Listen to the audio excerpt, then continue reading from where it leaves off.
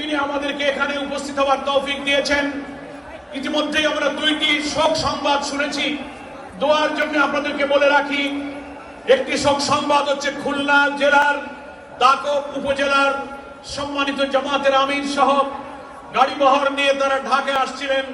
ফরিদপুরের ভাঙার মোড়ে সড়ক দুর্ঘটনায় নিহত হয়েছেন, আরো দুজন আহত হয়েছেন।